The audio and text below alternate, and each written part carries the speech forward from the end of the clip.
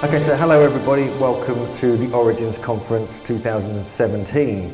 So we're going to start with something quite big today. Giant skeletons that have been found all across mainly Britain, but we're going to veer into a couple of other countries as well. And this is really part of something I've been interested in for probably, 6 or 7 years. Myself and Jim Vieira, who's speaking later, co-authored the book Giants on Record.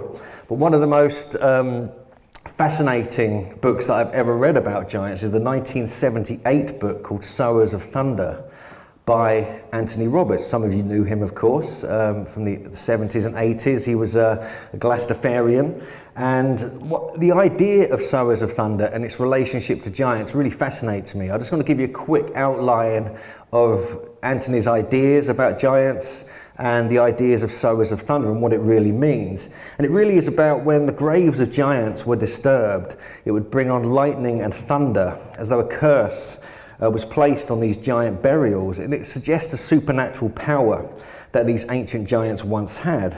Sometimes if you dig these graves and these storms happen, bad luck and even death in the family could happen.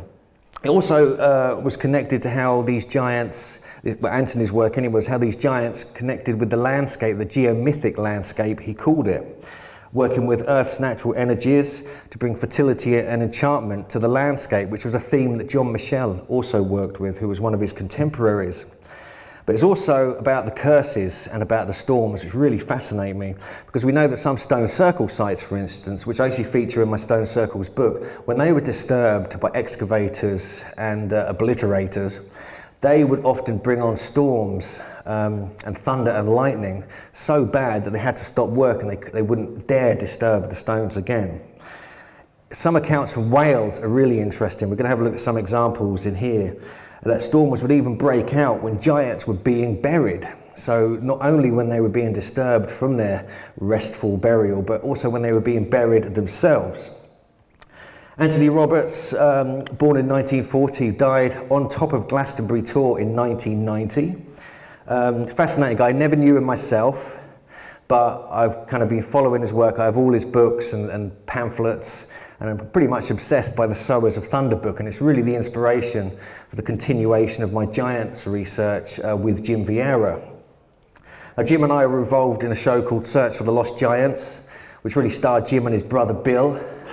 And this was on the History Channel back in late 2014. It was pretty popular, and there's going to be other TV shows stemming from that, but not all about giants, about ancient sites and mysteries of the stones as well. But one of the problems we have with the giants is these photographs that we see all over the internet. Now, unfortunately, every single one of these, they may be very compelling. They've appeared in books. They've even appeared on TV shows and websites, everything you can think of. Unfortunately, every single one of these is a hoax, created mainly in a Photoshop competition from 2002 online. So this is one of the problems we're dealing with as serious giantologists, is dealing with hoaxes and dealing with disinformation, and also dealing with skeptics, because there's really little evidence to go on here.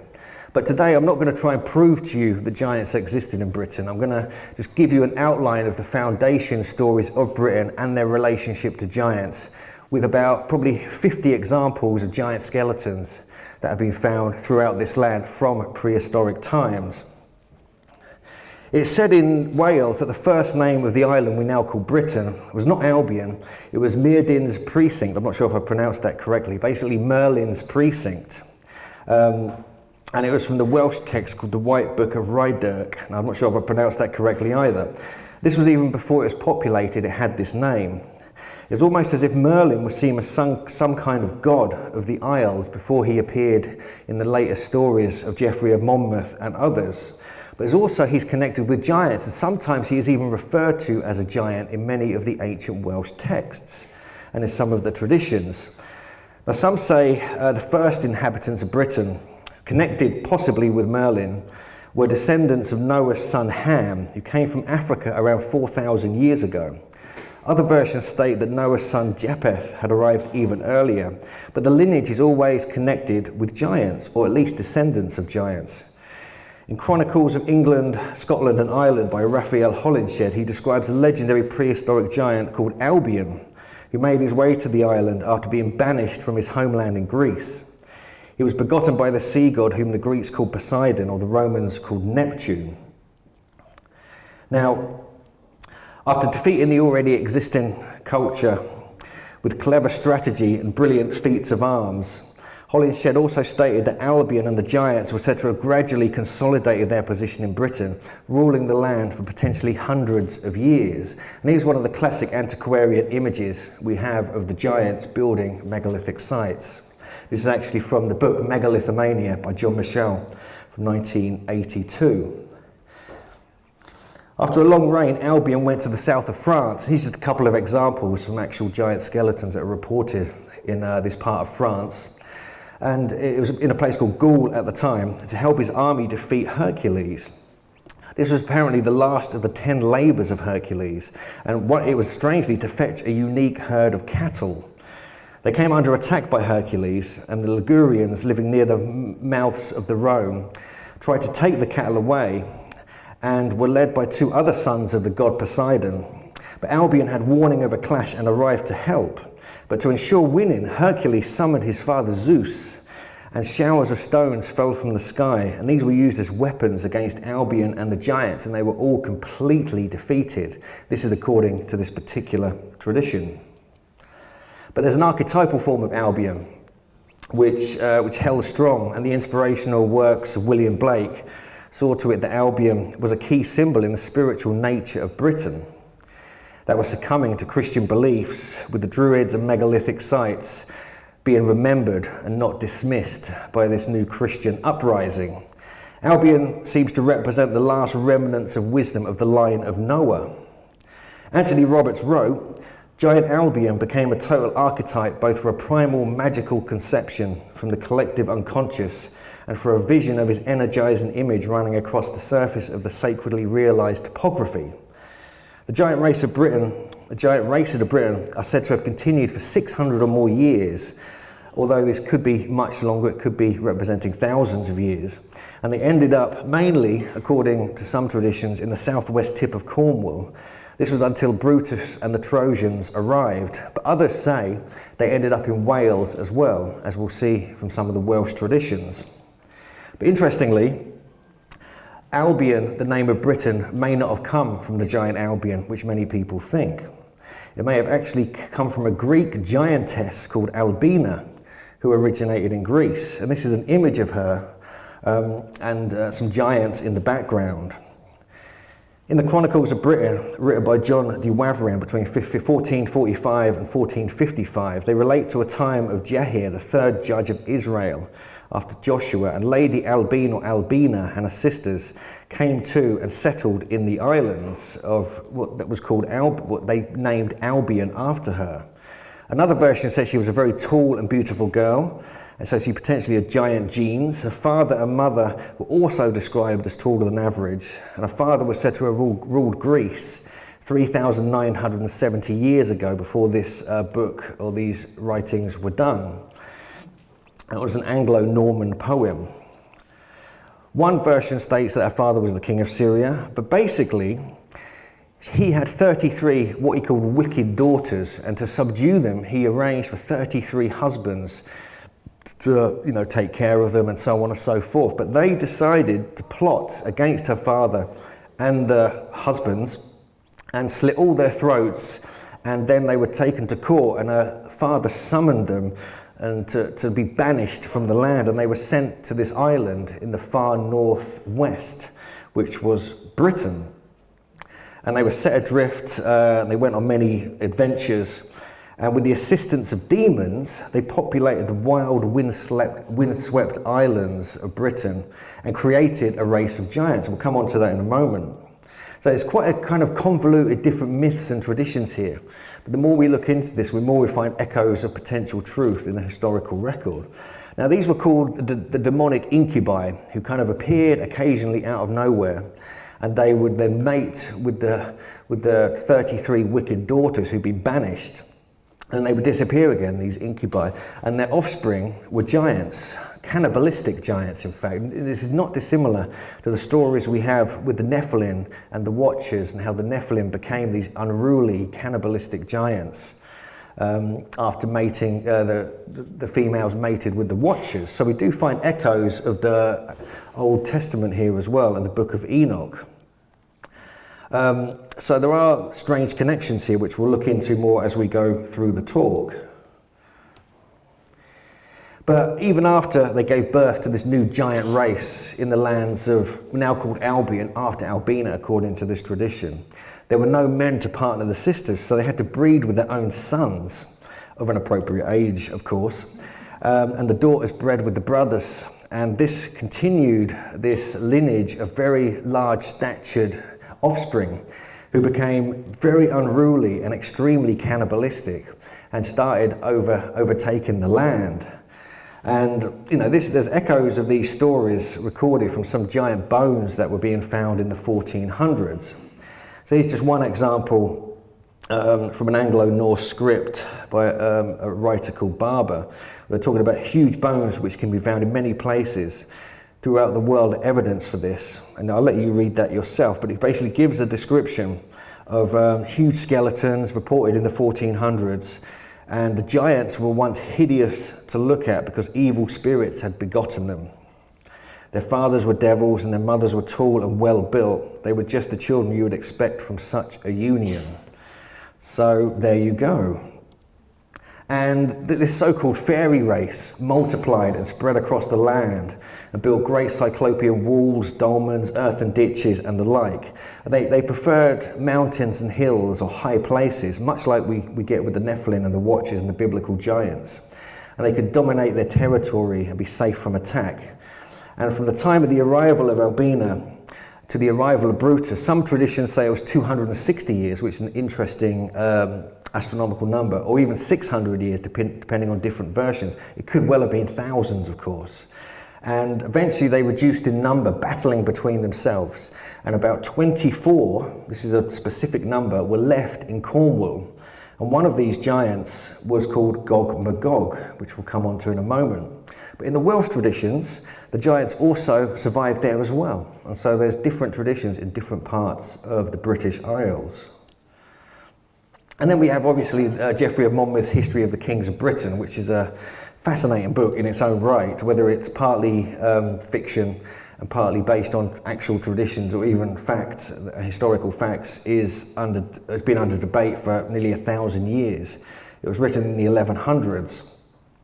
But according to that, hundreds of years after the giants had populated the island, Brutus, the great-grandson of the Trojan hero Aeneas, slowly made his way to Albion, with his men fleeing from the ruins of Troy after defeat by the Greeks, and settled here due to its beauty and fruitfulness. And this is where they say the name Britain came from, Brutus and things like this. But during his trials and tribulations of his epic journey before arriving, the goddess Diana spoke to him in a dream, inspiring his destiny to reach Albion.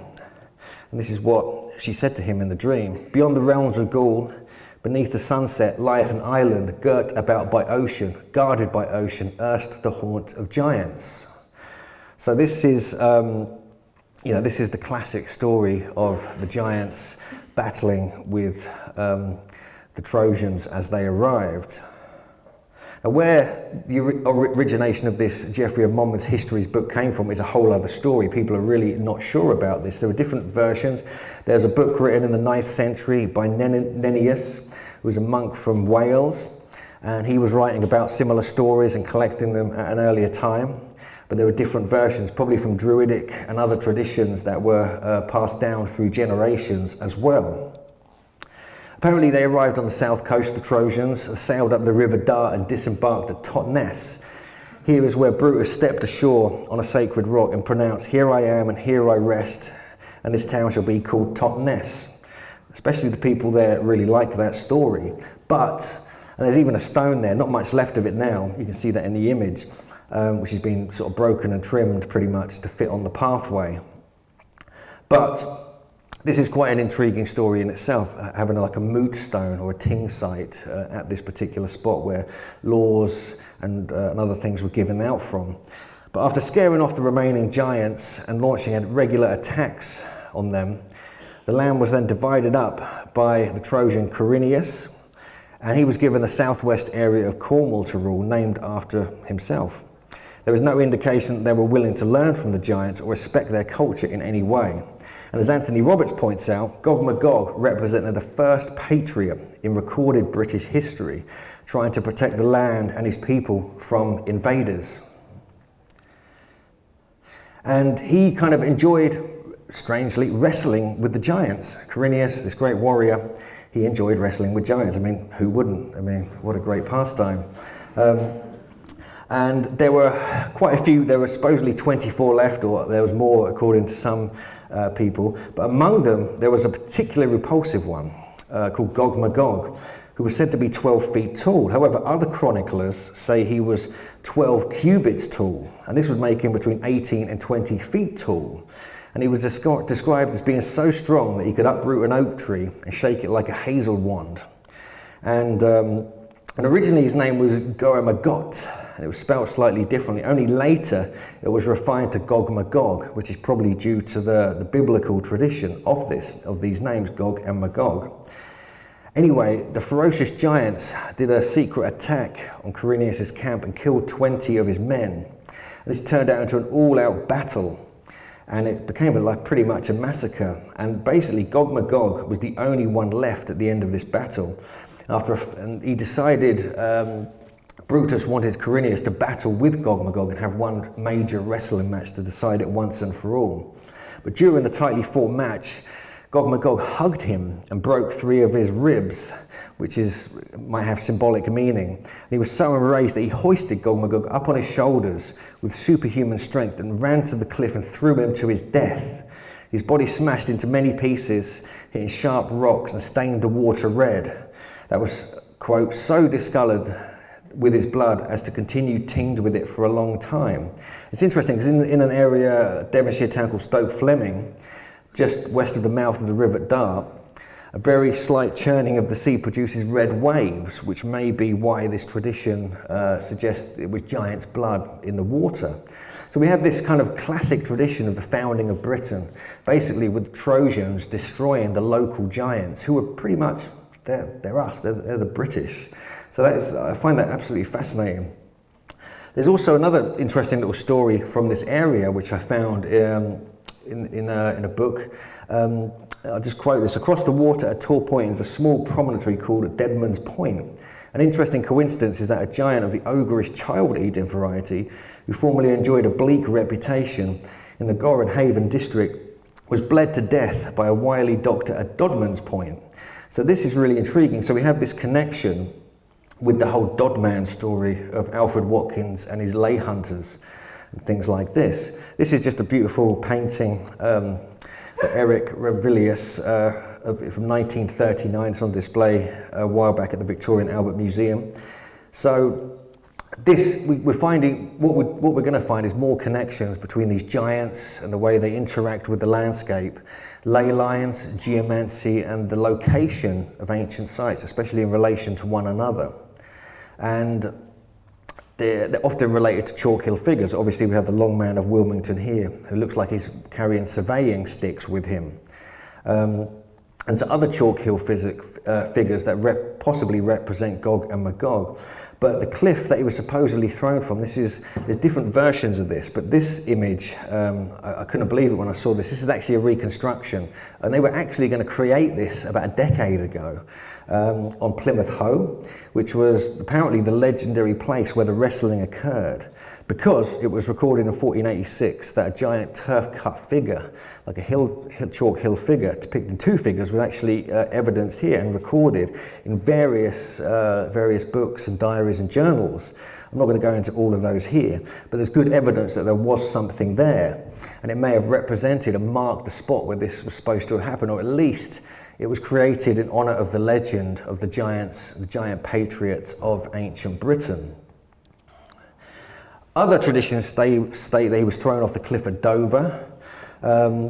However, Plymouth does have the strongest claim because an interesting occurrence happened where a giant jawbone and teeth were discovered in the vicinity of where he was supposed to have been thrown off the cliff. A 19th century folklorist was told that when the foundations of the citadel at Plymouth were being dug, gigantic jaws and teeth were discovered that were identified as the bones of Gog Magog. Possibly similar finds in earlier times gave rise to the story of a giant's death, which was by Geoffrey attached to the legend of Brutus because of the traditional landing place in Totnes and so on. This is from Jennifer Westwood's book Albion. But there are other chalk hill figures that potentially represent Gog Magog. This is actually on the Gog Magog Hills in Cambridgeshire, just southeast of Cambridge, but also it's very close to Cherry Hinton, actually where I grew up. My school was on the Gog Magog Hills, strangely enough. I used to walk this area every day on my way to school. And this so-called chalk hill figure was potentially discovered in the 1950s by the very controversial dowser and geomancer called Tom Lethbridge. But there are many traditions on these hills about Gog and Magog and about giants. For example, there's a certain tradition which, I quote, was a very large cave which was inhabited by a giant and his wife, a giantess of extraordinary stature, whose names were Magog and Magog. And there's in Michael Drayton's Polyolbion from the late 1500s, early 1600s, 1 and 20th song, they tell a story about how a giant fell in love with a nymph, but however hard he tried to woo her by tempting her with presents and changing his appearance, she still rejected him. And this is a whole load of traditions and stories relating to giants on these Gog Magog hills in Cambridgeshire, which fascinates me because that's my kind of very original local area. But then, as I dug into the records, I found that there was, from 1854, in the Cambridge Chronicle, which was the local newspaper at the time, some remains of men who reached a greater height than ordinary men of the present day were discovered up on the Gog Magog hills at a site called Warditches. So there were actual very tall skeletons were actually discovered there. Probably all these legends were talking about, you know, the people who once lived up there. So I'm not going to dwell on this too much, but there's actually a sacred spring called Magog's Grave, or the Giant's Grave, just at the base of the Gog Magog Hills. And in the centre of this sort of pond where this spring comes up from is an island where it's said that the giant Gog Magog was actually buried. And there's even a strange stone there with you can see my foot in it. It's got a footprint carved in it just at the pub next door, which is called the Robin Hood and Little John. And we know that Little John was supposed to be a giant. But the Gog and Magog traditions stretch all over Britain. They don't end there. There's a Gog and Magog trees near Glastonbury. You can see those here with me, for some reason, pulling a silly pose. I'm not sure why. But then we have the Gog and Magog figures of that are paraded actually next Saturday around town, all around London, in the I think the Lord Mayor's Parade.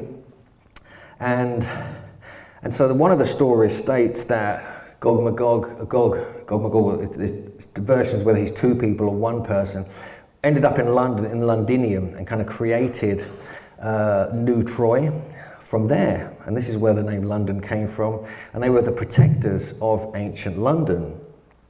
And so I find that particularly interesting, that London has become now connected with Gog and Magog. And they're even, not only are they paraded around London at the front of the procession every November, which I'm going to come to next week actually and do some filming there, but they're actually on display, other versions of them, at the Guildhall, and you can see those here. And they've been destroyed several times in various bombings and things like this during the war.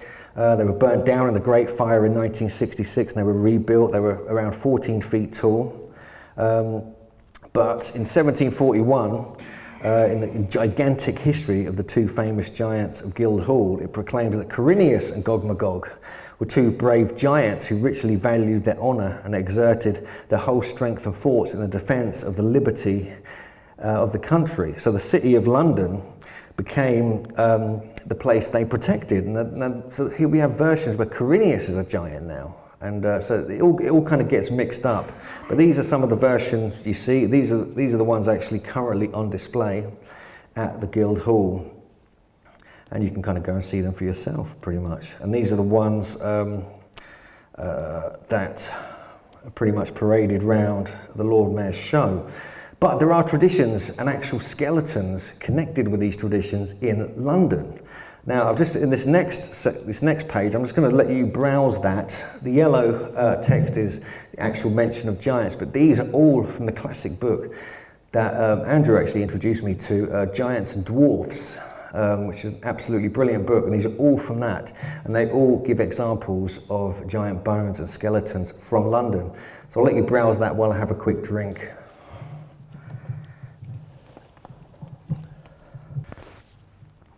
Have you read that yet? Have you read that? I want to test you on it later.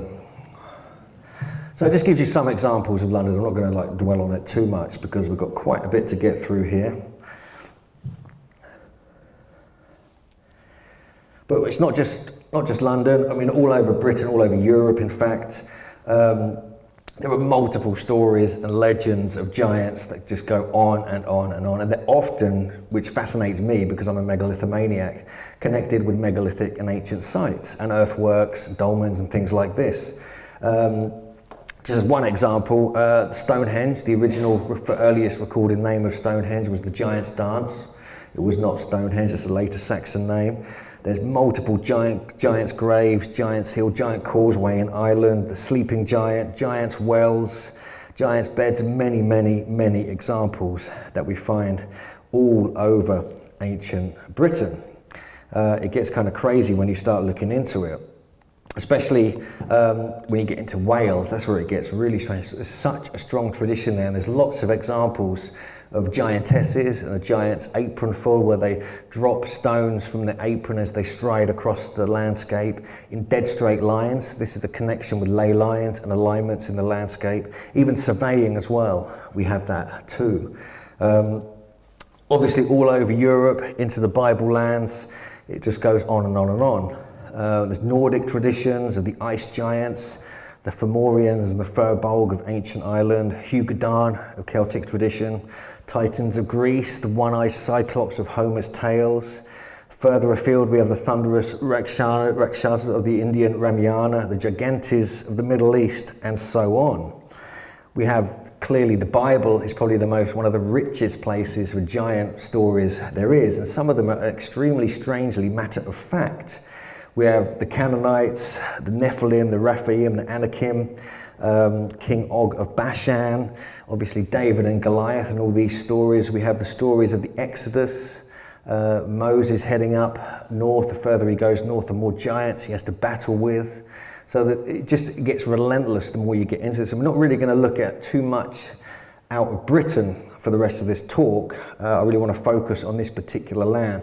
But just to put it in context, there was always an ancient and very strong tradition of giants in many, many different countries, virtually all countries, in fact, around the world.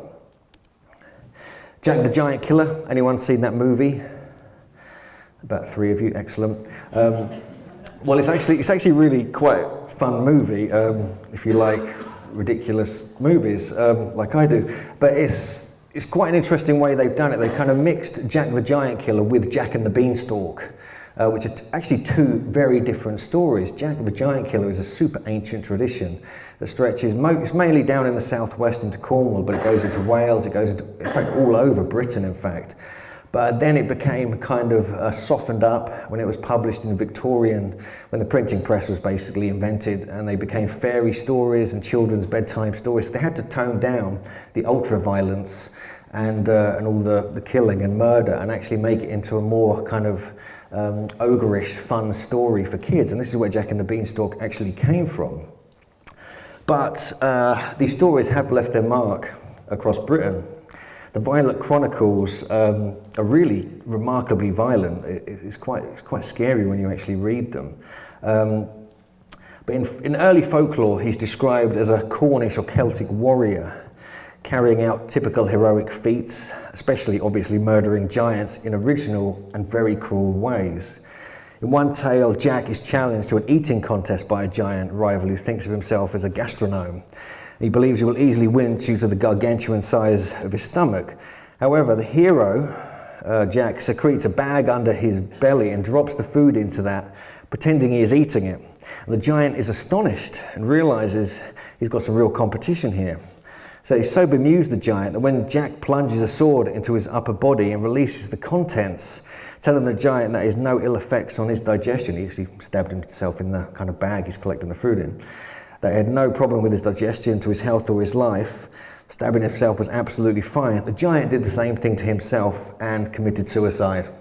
So according to these stories, they were a bit thick. But there's hundreds of stories. I'm not going to get into too many here, but there's quite a few that are quite fun, actually.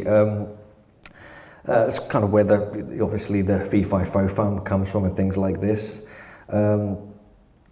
But you know, we'll look at a story from St Michael's Mount, which is one of my favourites. But these were really, you know, the giants were seen before this, they were seen as elemental figures, like part of the mythic landscape. This is something Anthony Roberts really focused on. And it was only really later that they became kind of like enemies. And in some traditions in Wales, for instance, they weren't necessarily enemies of humans. They only became enemies later when more Christian beliefs came in. And this is just a quote from Anthony Roberts I'd like to read to you, which is a very nice quote. Everyone is fascinated by the question of whether races of mighty beings once roamed the earth, shaping the landscape and building huge enclaves of earth and stone, which are still associated with their name. Such legends are universal. Often they point to magical and meteorological phenomena, crediting the giants with a definite, if dangerous, supernatural ability. I think that's just a fantastic quote that kind of sums up what we're dealing with here. But anyway, let's get back to killing giants. So Jack the Giant Killer, one of the most famous stories, is based at St Michael's Mount, where he defeated the terrible giant Cormoran by blowing a horn loudly in his ear when he was sleeping, and the giant came rushing out, but fell into a deep pit that Jack had prepared and covered with twigs and straw. And as he was in the pit, he then hacked him to death and cut his head off. And it became like this classic story of St Michael's Mount and one of the most famous Jack the Giant Killer stories. But interestingly, in the 1800s, in 1804, it was then reported again in 1955 in a newspaper, an 8-foot skeleton was actually discovered in the crypt in St Michael's Mount. And this was recorded. This is actually in one of the books produced by the National Trust, and talks about a giant skeleton being discovered, pulled out of this cavern underneath the crypt in the main church, and then reburied in the graveyard on St Michael's Mount. Matter of fact, totally real. They're not making it up. But it gave rise to many strange ideas that in fact it could have been Jack the Giant Killer could have been involved in his demise. But you know, this is recorded in 3 different accounts, and there's good evidence that this is a real story. It's not made up. And on the left there, we've got the account from 1955. But in Cornwall, we have many accounts of giants and legends. Of course, they go on and on and on, pretty much forever. Here's just a couple of examples. Bones are disarticulated and scattered. They were much larger than those from the descendants of today. This is one example there. I'm not going to go into detail. I'm going to leave you just to browse these. These are all going to feature in the forthcoming book called The Giants of Stonehenge in Ancient Britain that Jim and I are currently working on. But I just wanted to give you some examples to know that there's actual skeletons are being found, often related to these ancient sites. Here's another one from Tregony in Cornwall. A 10-foot tall skeleton, or estimated to be 10 foot tall. Within it was the skeleton of a man of gigantic size, which on the admission of the air mouldered into dust. One tooth, 2.5 inches long and thick in proportion, remained whole. The length of the coffin was 11 feet 3 inches. So this is from published in a book relatively recently, but recorded in 1761 in the Annual Register of Cornwall. So this is like, just matter of fact, in tiny local books and journals, town histories and things like this, the same ideas, the same principles we find in North America. 10-foot giants are being unearthed. Even at Men-an-Tol, we have potential. That's actually me, it's not a giant. But not too far from there, at Land's End in the year 1716, very large human bones. were found dispersed in the area, much larger than those of the human body, which are therefore thought to be the vulgar to have belonged to the giants. So it goes on and on and on. And here we have another, there's even a very interesting book, the Reverend Robert Gay's controversial book that was written in 1666 but only published in 1725, gave these very strange ideas about what he called the Kangic giants, or the Kangic giants in Somerset. And he believes that there were traditions of this name all over Somerset, but also they could have been, according to him, the builders of Stonehenge. And I quote, "In the numerous trains of barrows with men's bones in them, extending from Stonehenge to Amesbury. However, the giants were not anything to do with local folklore, because some huge bones of men, found amongst others in the said boroughs, as aforesaid, are in some other places near Stonehenge."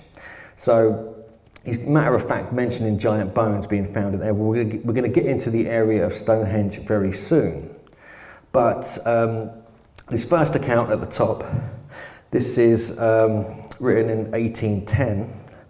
Of a giant's thigh bone, a full yard long, was discovered in Somerset, and the account below that is from Giants and Dwarfs, and he talks about the Kangic giants, a people supposed to have formerly inhabited these parts. The top of the skull was said to have been an inch thick, and one of the teeth was 3 inches long above the roots, 3 inches and a quarter round, and after the root was broken off, it weighed 3 ounces and a half. So that is quite a big tooth. Other examples here, I'm just going to run through some of these. It's from the History and Antiquities of the County of Somerset, Volume 3 by John Collinson and Edmund Rack. And it just describes, where's the part here? A large quantity of human bones of various sizes with part of a jawbone and several teeth in it of prodigious size. So, yeah. More accounts, and this is from Dunster Castle, where a 7-foot skeleton was found, dead obviously, chained up to within this particular castle. And there's even hauntings that have been recorded here as well. But perhaps the most famous account in Somerset is that from Glastonbury Abbey. This is quite a strange, intriguing story, but in the late 1100s, I'm going to summarise this very quickly. The Glastonbury monks announced the incredible discovery of the bones and the skeleton and coffin of King Arthur and potentially Guinevere. And there was a whole load of mystical kind of dreams and advice given to them about finding this. But basically, they dug down and found this lead cross, which inscribed in it in Latin was, "Here basically lies the burial of King Arthur," and so forth. And further below that, several feet below that, they found this huge, potentially 9'6" skeleton, which was so large that a fist could fit between the eye sockets. And this is reported, this is recorded, and this is almost 1,000 years ago, mind you. But they believed it was a genuine find, and it could have been, the way it was buried in a log kind of coffin was a classic Celtic burial.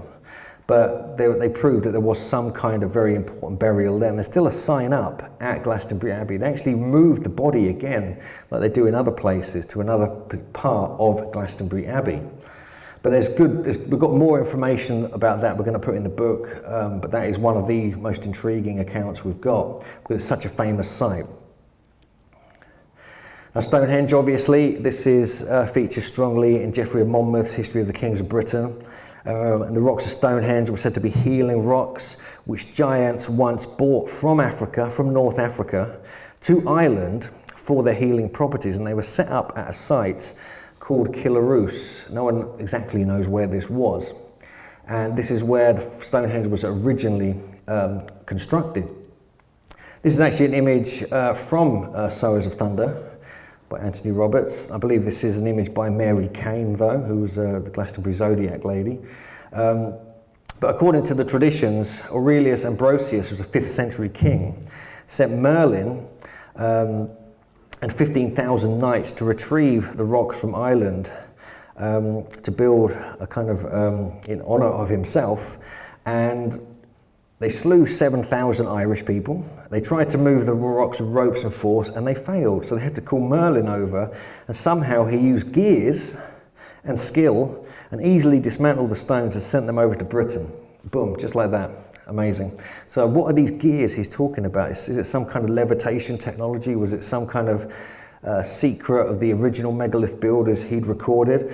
But this has caused all sorts of controversy about what they mean by gears. Is it some kind of machinery? Is it some kind of way they would move the stones? Who knows?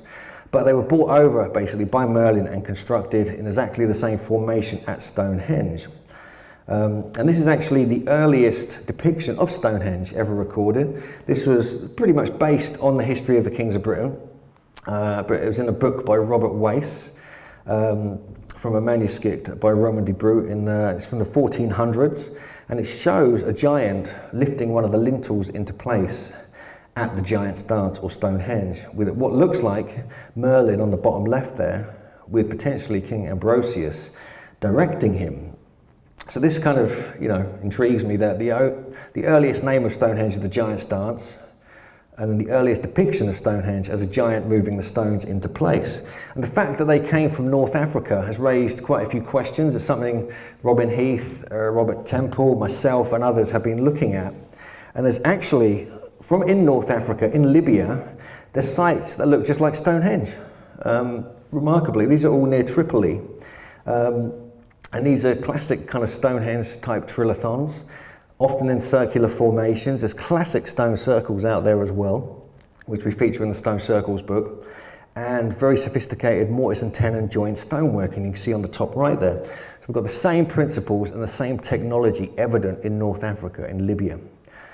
So we have to kind of take that into consideration, that some of the words of Geoffrey of Monmouth might have some truth in it, and it might be remembering actual events that took place. Whereas this isn't an actual event, the one on the right there. This is actually from a classic children's book called Giants, which I own because it's brilliant. And there's just a story which I thought went quite well with this, that a huge skull was recorded by John Aubrey in, I believe in the 15 or 1600s, and it was on display at a local church. Maria Wheatley's got the info on this, and it was supposed to be of somewhere between 8 and 9 feet tall. But all around the mounds we find at Stonehenge, this is actually the Bulford Camp mounds, quite far east of Stonehenge, but some very large bones were discovered here. This is something that Simon Banton mentioned, gave me the information about. And this is the archaeological report. So the remains of 3 skeletons were found around 1950, one in the sitting position and one of great size with a low brow. The bones were much mixed up. And this is from the Archaeological Magazine of Wiltshire, volume such and such. But this just shows you that even the archaeological excavations in the 1950s were uncovering bones of gigantic size. And of great size with a low brow is quite interesting, because it describes almost the type of giants we're dealing with in North America. Also in the Bush Barrow, where the famous lozenge was discovered, it was excavated in 1808 by William Cunnington and Sir Richard Colt Hoare. This is a quote: "On reaching the floor of the barrow, we discovered the skeleton of a stout and tall man lying from south to north."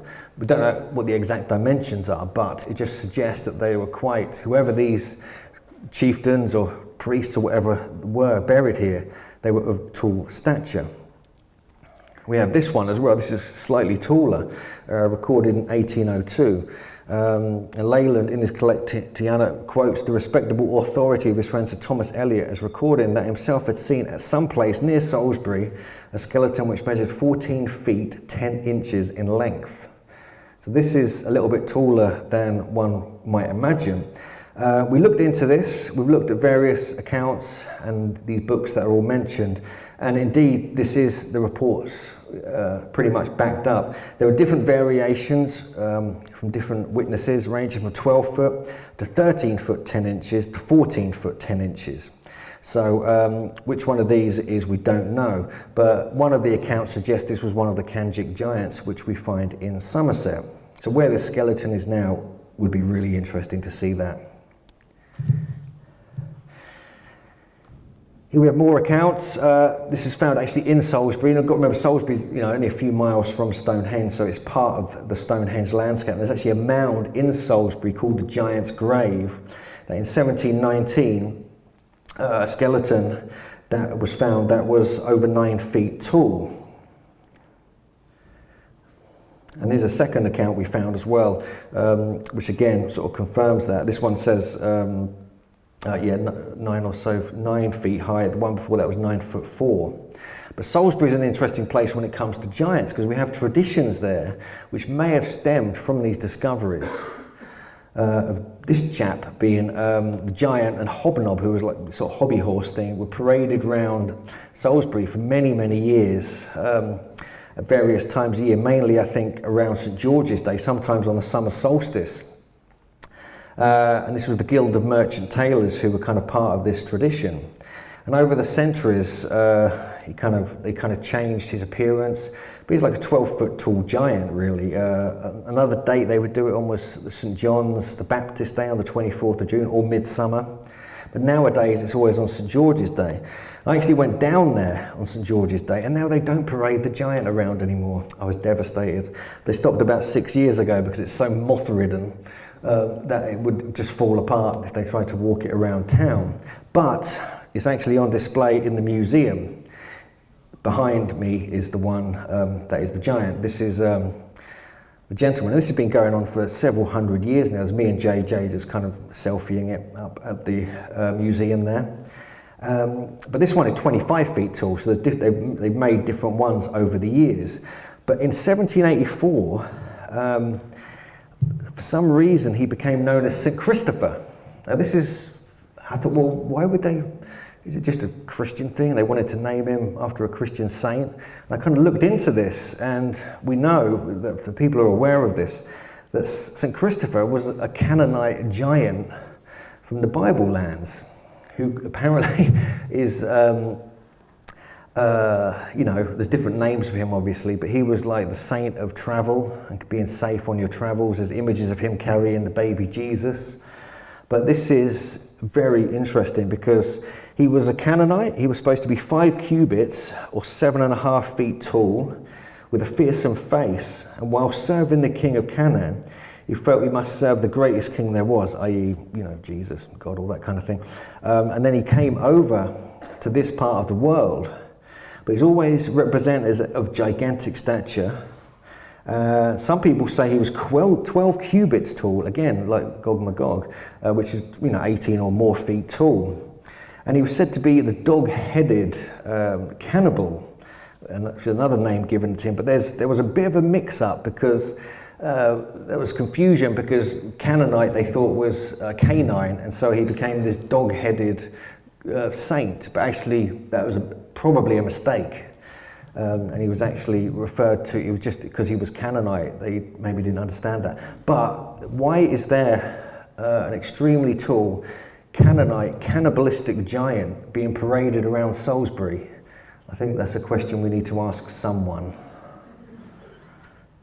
But it just shows you that these traditions are still strong, and they still revere it. They want to parade him around Salisbury. So I talked to the guys who ran the event, and they said they just can't because of the moths. They're just eating away. So the fact that a 12-foot tall cannibalistic giant is defeated by moths is quite interesting. Probably a first. And then we have another one here. This is an interesting account because it comes back to the Sowers of Thunder, which we'll look at in a moment. But we first spotted this, Jim and I, when we were just doing our general research over the years. But a skeleton of large dimensions in a remarkable barrow on the verge of Wiltshire by the road leading from Salisbury to Blandford. So I actually decided to drive down the road from Salisbury to Blandford, and I found these mounds.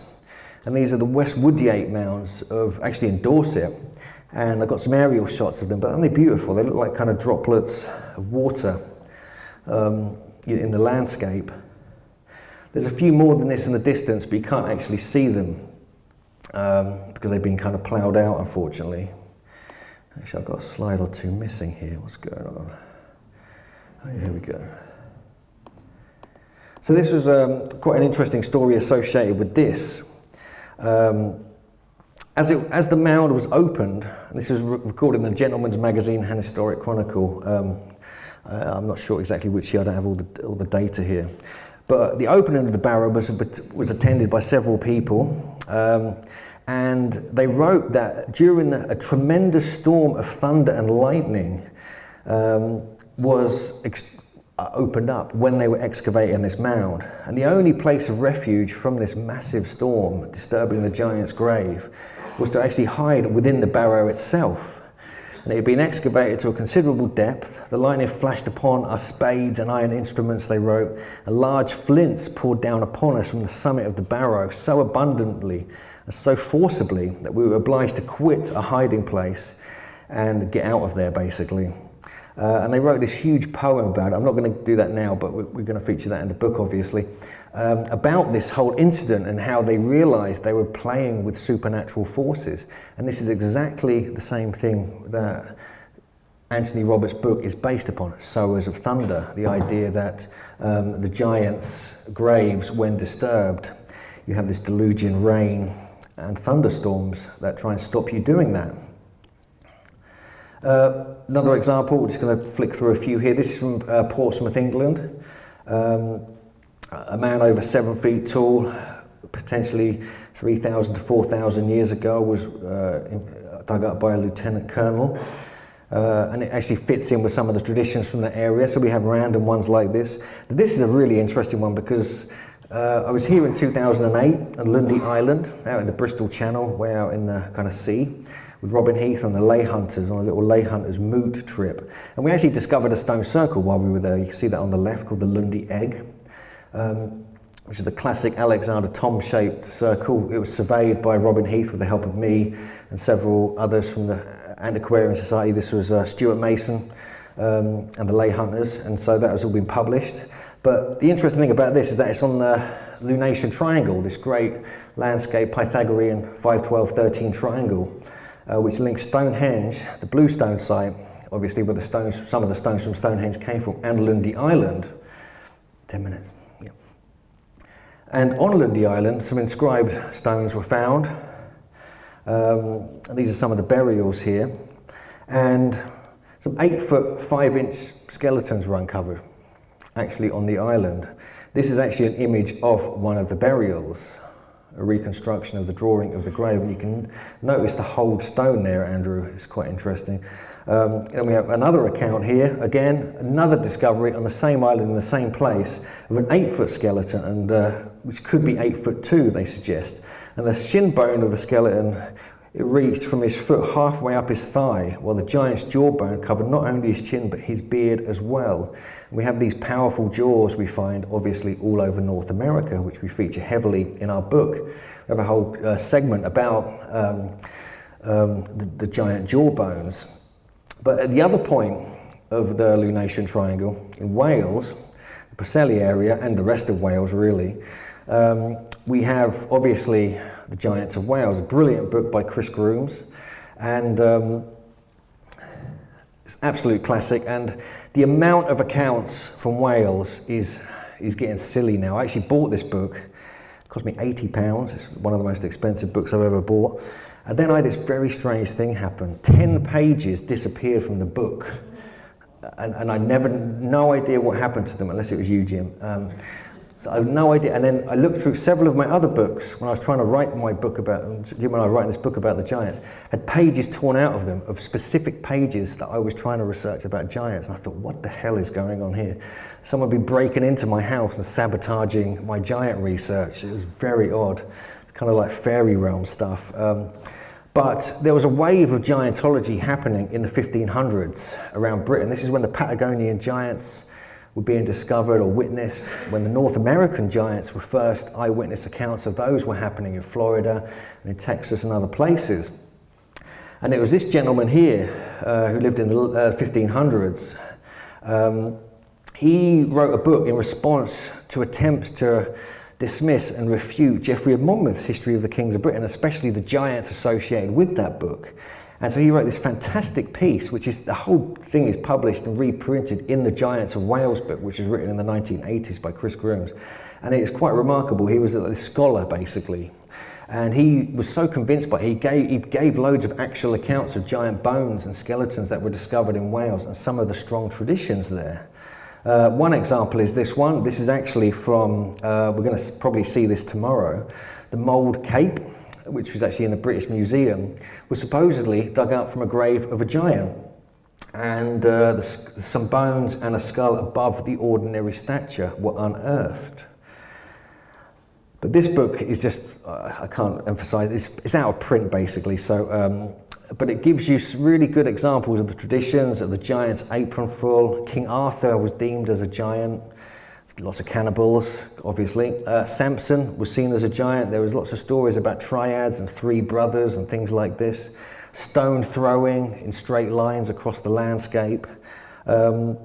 So I'm not going to be able to get into that all now, but we're going to do a really strong piece about that in our book because it's one of the most important aspects. The traditions there are so strong and they're so rich that it really has to be taken seriously. And this is why Chris Grooms wrote this academic work on this subject, not just of the bones and skeletons, but of the stories and traditions that were still alive and well right up to relatively recently.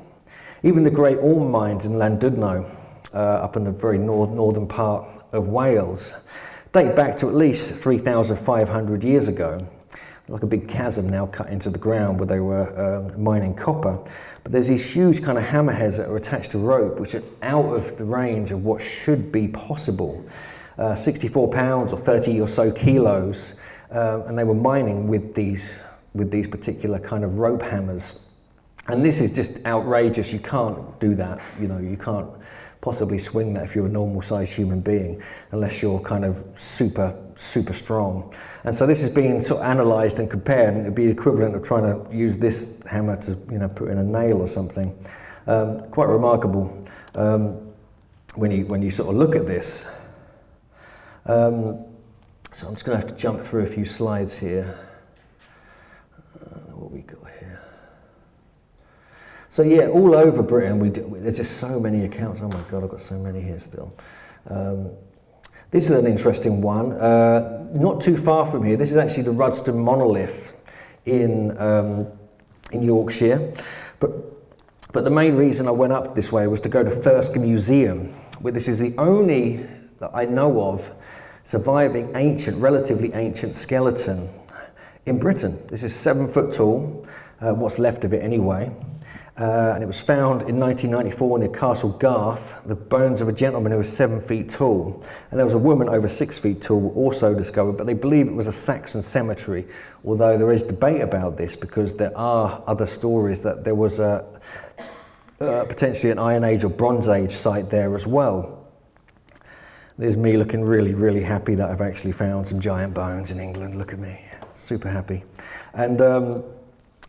And so this is just interesting that we do find that this is the case with these giants. So this is actually, excuse me, sorry, let me get this correct. Is that playing? Can you see anything there? Is that playing? Oh yeah, you got it up there. So this is actually a clip. I haven't got the sound for this, but this is actually a clip from a TV show about Saxons. I think you recognise the guy from the BBC, some broadcaster's son or something. But this chap he's talking to, matter of fact, on the BBC One, describes a 9'4" skeleton that was found at this particular site in Derbyshire, a place called Repton in 1854. They think it was possibly either the boneless, clearly he's got bones because they found the bones, but 865 AD potentially, and he was over 9 feet tall. Again, there's debate about the age of this because there's earlier sites have been found in the area. But I wish I had the sound for this because it just basically, he's just repeating it's 9'4", and so where that bone is, we really don't know. There's 7 foot skeletons been found in Northumberland. In Ireland, we have numerous accounts from Sligo here, even from the mounds that were around Four Knocks, where some 7 foot skeletons were found, linking now with the Boyne Valley megalithic sites.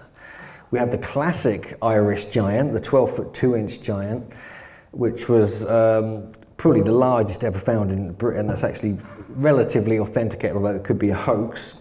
It was on display in Dublin, Liverpool and Manchester in the late 1800s and then mysteriously disappeared. We have more with a story about it here. We have a 10 foot tall giant in County Louth, and so on and so forth. This one we actually feature in the Stone Circles book because this is a wonderful stone circle called Glen Quicken in Scotland, and within it a man of uncommon size was unearthed. We also have in northwest Scotland these brocks, and this is another account where we have the classic sowers of thunder problem happening when they're obliterating or excavating the site. All of a sudden there came on thunder and lightning, wind and delusion rain, the like of which no man had ever saw. And this was written out in 1893. And the bones were found to be quite fresh and of an extraordinary size. No person ever saw anything to compare them before, and it said no person could at all credit or even imagine the size of them but those who saw them. So we've got a pretty interesting account there. Also in Scotland, I was up at, I think, Edinburgh Museum, and I found this sort of small knife, which absolutely blew me away when I saw this. This is like, what, a 10-foot sword? And there were several other ones in various other museums up in Scotland as well, which really did catch my attention. But there's obviously many more accounts. I'm going to have to skip through pretty much. But if we look at, there are some very, I'm going to have to just go on for a few more minutes. Hope that's okay, Nigel. Cut into the break a little bit, just a few minutes. So I want to there's a couple of things I just have to put in here. Now, the origins of these giants is one of the mysteries. This is something that Andrew's going to look at much later in the day with the Denisovans and how, you know, they were quite powerful, robust people according to what's been discovered so far. But before them was Homo heidelbergensis, which were a very interesting group of people who were routinely found in South Africa and Europe, and they were over 7 feet tall, with some examples being much, much taller. And these potentially may have ended up in Britain many, many hundreds of thousands of years ago. And also we have the Cro-Magnon, you know, the classic kind of idea that about 40 or so thousand years ago in Europe, modern humans kind of arrived in this area. No one knows really where from, but they're like the classic traits we see now. But even some of those in the early accounts were extremely tall, over 6 feet tall, accounts of over 7 foot tall. In different parts of Europe, and we see that, you know, some of the cases here. This is an upper jawbone, which is 41,000 years old, which was found in Kent's Cavern, not far from Torquay, and it was radiocarbon dated to like 35 to 40,000 years old, and other people say it's even earlier. So it does, you know, it does show you that there's extremely ancient modern type humans at this time. Obviously, when we get into Michael Crimo's lecture, we're going to find that, in fact, they go back millions of years. So it's really quite strange the more you get into this. We even have modern type skeletons that most definitely go back 330,000 years, even 400,000 years in Ipswich. And you can see the modern type skull on the left there at Galley Hill near London, which was discovered in 1888. Now the reason I'm saying this is because many of these skeletons that are being unearthed from prehistoric areas have got a modern human look about them, like a Cro-Magnon look, but some of them are particularly much, much older, and this is potentially the origins of the giants of ancient Britain. We have this jaw as well. This is the Ipswich jawbone, which is featured in Michael Crimo's book, found in 1855. Again, the problem with this one is that it could be 2.5 million years old, which is utterly bizarre and doesn't really fit with stuff, but we'll see later how old things really get. I think one of the most fascinating aspects of this is some of these super ancient artifacts that have been found. This is a photo actually taken by Scotty, I think he's here somewhere, which is 300,000 years old and is way too big to be anything, you know, a hand axe you use with one hand apparently. But look at the size of this. We have a photo from my friend James as well on the bottom left there. But there's many different artifacts have been found that are extremely ancient and extremely large in ancient Britain. So it gets weirder and weirder the more you look into this. Then we have these ridiculous footprints which are 850,000 years old in Norfolk, which are size 10 adult males, modern human. So how does that fit in? And one of the researchers who did the work on this at a place called Happisburgh, believes these were in fact related and quite possibly Homo heidelbergensis, who were the giants from Africa and Europe. So we are starting to find small connections going back from a very early stage. And what's really interesting is that they were known to be cannibals, which is the classic tradition we find in many of the stories in ancient Britain and obviously in North America and other parts of the world. So I think we'll just leave it there, but the connections with North America we're looking into. Jim and I have found a lot of connections between Britain and North America in the skull shapes and sizes, the earthworks and some of the rock carvings like JJ's been researching, like Winnemucca, how closely they're related to places like La Crue. And, but really you can't take it all too seriously because we are talking about giants after all. So thanks very much for listening.